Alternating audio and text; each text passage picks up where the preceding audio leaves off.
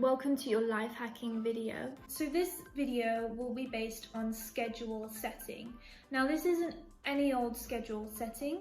This is schedule setting that works from the body outwards. So it focuses on what the body needs first, and then you start adding in other aspects of your lifestyle, and that will fit into certain parts of your day. So by putting the body first, you're working with the body to keep it at its optimum. So this video is based on circadian rhythms, which are currently being researched at the moment, and there's a lot of really promising evidence on circadian rhythms.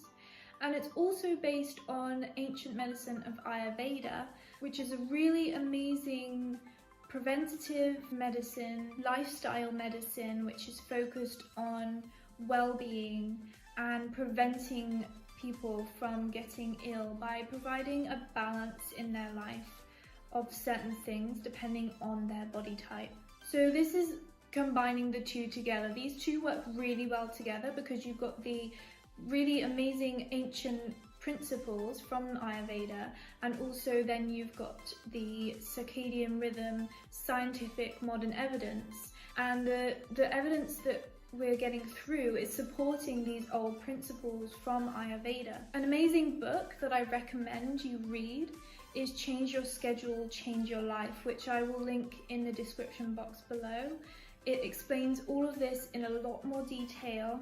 Also, if you feel like you need help with implementing any of these changes that I talk about in this video, you can book on to do a life hacking session with me. You can do that outside of Patreon, so you can book on separately, or if you want to, you can go and subscribe to the level 3 on Patreon that I have, which I believe is currently at £22, and that includes a free life hacking session.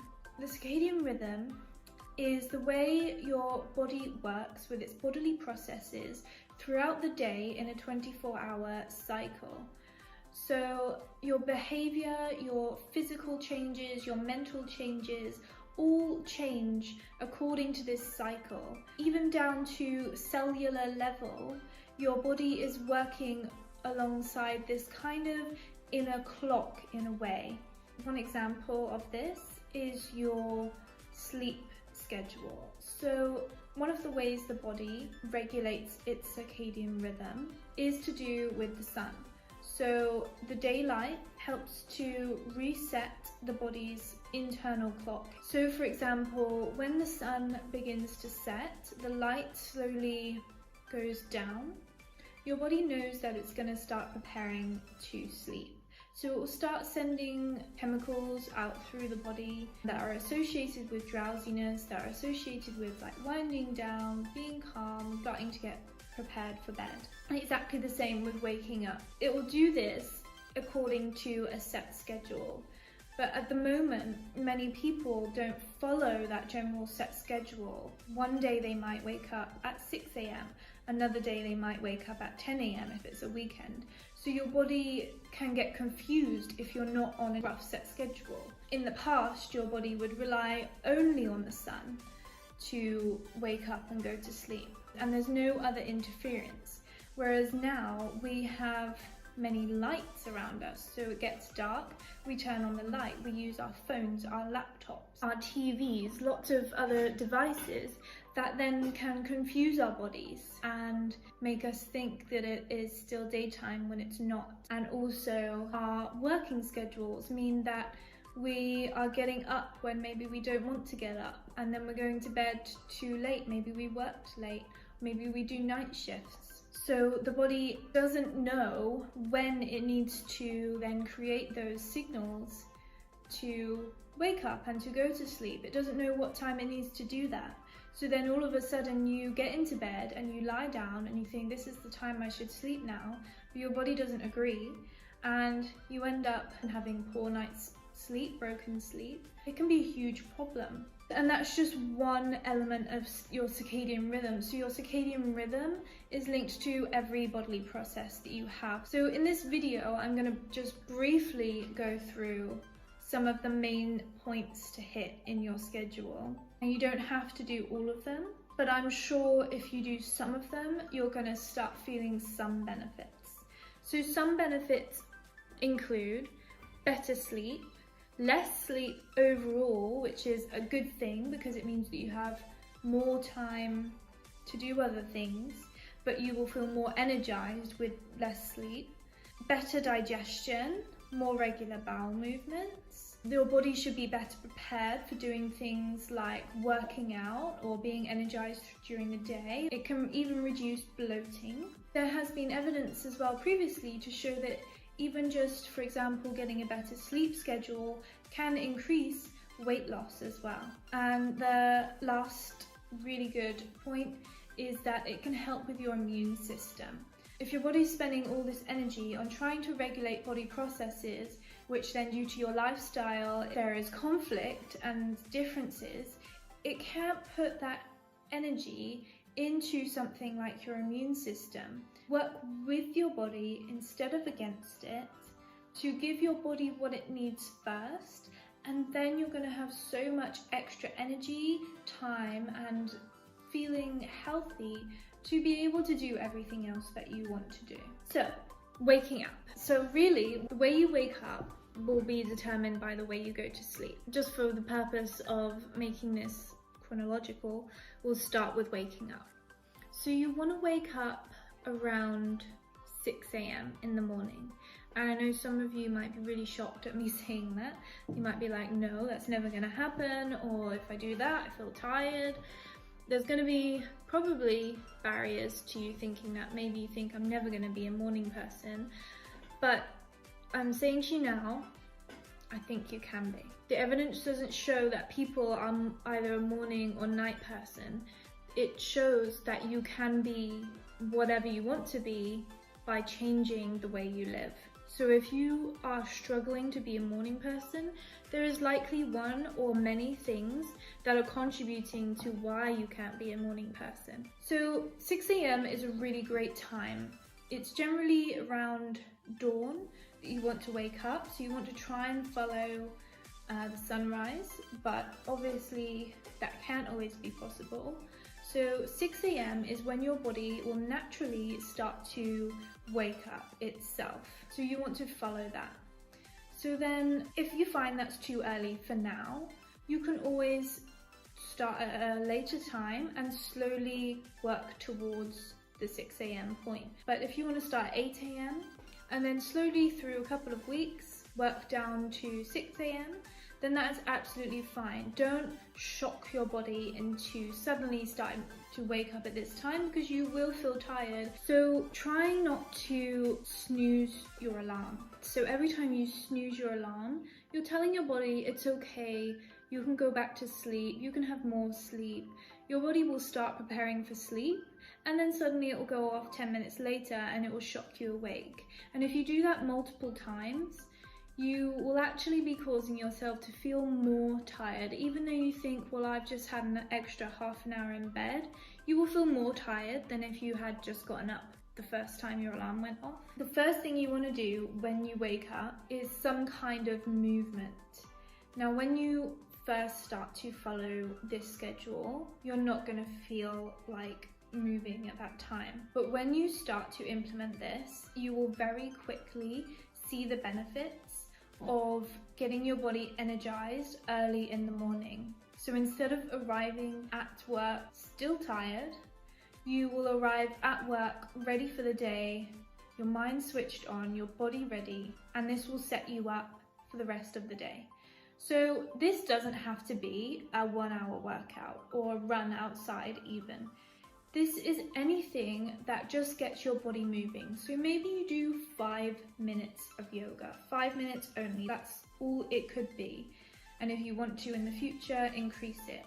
It could be a brisk walk to the end of the garden and back. Getting outside that time in the morning is amazing to wake you up. It allows your body to get in touch with nature.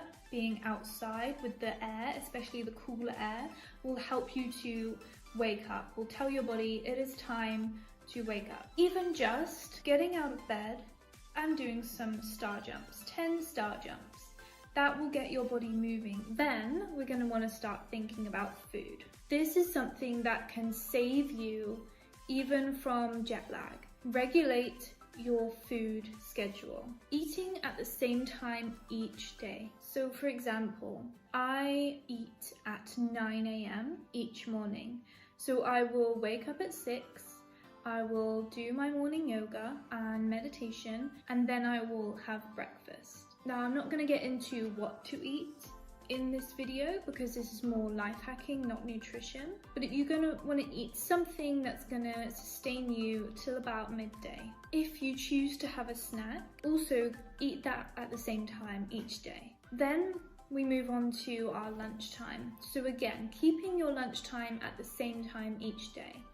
So you're going to want to choose a time roughly between 12 and 2. It has been shown when we've done studies on circadian rhythms that between this time is one of the best times to consume your largest meal of the day. For people who live in England, it's very normal for us to have a small lunch and then a large meal at the end of the day. I am going to encourage you now to switch those around, and I will say it will be one of the most amazing things you can do for yourself. Now, there are going to be barriers to this. So for example, when I'm at work, I can't choose my lunch. I have to work around the events that are happening during the day. See first if there are other things you can do. For example, prepping your meal the night before and bringing it in a container. So all you need to do is heat it up for 2-3 minutes in the microwave and then it's ready. And you're getting most of your calories within that time, midday. Now that is when your digestion is at its best. It is when your body naturally wants to put more effort into bodily processes such as digestion. So then we move on to our dinner. You should aim to eat no later than 6:30 p.m. So studies have shown that people who eat lunch after 4 p.m. and dinner even later after 9-10 p.m. are more likely to put on weight. And in studies where they are trying to lose weight, they are less likely to actually be able to lose weight or lose less weight. And that's just one outcome. There are so many other reasons why you should not eat later than like 6:30 p.m. So you've had now your largest meal at lunchtime. So you're probably not feeling as hungry as you usually would during this time. Maybe to start with you might be, just because your body has been eating this way for years and maybe it's used to feeling very hungry at this time. But over time, if you stick to this, your body will stop feeling hungry at this time. So all you will need for dinner is, say, a light salad, a couple of pieces of fruit, a smaller portion size of a meal you might normally have. Around a couple of hours before you want to start going to bed, you want to start preparing for bed. So you don't want to start preparing for bed 5 minutes before you plan to sleep. You want to start that relaxation process around 2 hours before. So that may mean a few things. That may mean turning down lights. That may mean closing down your social media accounts. I think this is a really important thing to do. Social media is very stimulating to the point where it releases dopamine in the brain and it can be very detrimental for sleep. This can make a world of difference. So another thing is TV. Many people will sit and watch TV late into the evening until they start to feel tired. Maybe they even fall asleep on the sofa. Turn that TV off at least a couple of hours before you go to bed. Find something else. There will be something else that you enjoy doing. Maybe it's reading a book, doing some evening yoga, meditation. Maybe it's starting a new hobby. Maybe it's some craft thing. Whatever it is, stay away from screens. Stay away from too bright lights. Start to wind down. And that brings me to sleep. So you're going to want to sleep around 10 p.m. 10:30 at the latest, in your bed with your eyes closed with the lights off. So a really good way of explaining it is like a train. Call it the sleep train. This is a way that is explained in the book. The sleep train leaves at around 10:30. If you miss the sleep train, there's not another one again for like 2 hours. So one reason that you might get into bed and you might not sleep very well could be that you are missing the train.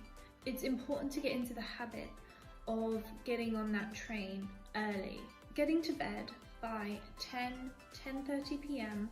will allow you to fall asleep at the time where your body is prepared to sleep. You may not fall asleep the first few nights, but stick at it. Very soon your body will begin to know this is the time that I need to prepare to sleep. The reason why this is the best time is that between around 10 p.m. and 2 a.m, this is the time that your body is going to be repairing your cells from the day. So any damage it's had, it's going to be working most optimally to repair your body during this time. That's why you'll feel a lot of energy. So if you think you're the kind of person that maybe works best at night, the reason why you feel that way is that if you miss the sleep train at 10:30, you will then start to get this burst of energy that you then feel is great because you can now concentrate, you can now work really well, you can put all your effort into whatever project you're working on because you've got all this new energy suddenly coming along. The reason this is bad is that that energy is supposed to be used to repair your body and be prepared for the next day. So you can see that over time, if you keep doing this, your body is going to get more and more tired. It's going to get more and more damaged over time, and that includes things like your immune system. Nobody is really a night owl, you're just stealing energy from yourself, essentially. Get to sleep on time to then have a good night's sleep, to then wake up at that 6 a.m. point, and that brings us in full circle. So one other extra thing that I think everybody should have, I really believe in it, is a sun lamp. The one I have is by Lumi, and it does the sunrise in the morning and the sunset in the evening. So when I want to go to bed, I turn the sun lamp on and I press the sunset button. Then I start to get ready for bed. I get my pajamas on, cleaning my teeth, I do all my bedtime routine stuff. The light will then slowly go out, and as you're gently falling asleep, it will go completely dark. And you don't need to worry about turning the light off. It's mimicking the natural way the sun would set. So that brings us on to how do I change? Because that's the hardest thing, right? It's not knowing what you need to do necessarily, it's how to actually implement it into your life and stick at it. I would say for almost everything, don't try and do all these things at once. It's one of those things that works over time. You'll start seeing the benefits over time. So I would recommend starting with your meal times. So figure out the best times for you. Whatever hours you choose, do try and include a time overnight where you don't consume anything, just water, maybe a herbal tea, no heavy foods during that time. Then the second thing to bring in is your bedtime preparation, your relaxation after around 8 p.m. so that you can get to bed around 10 p.m.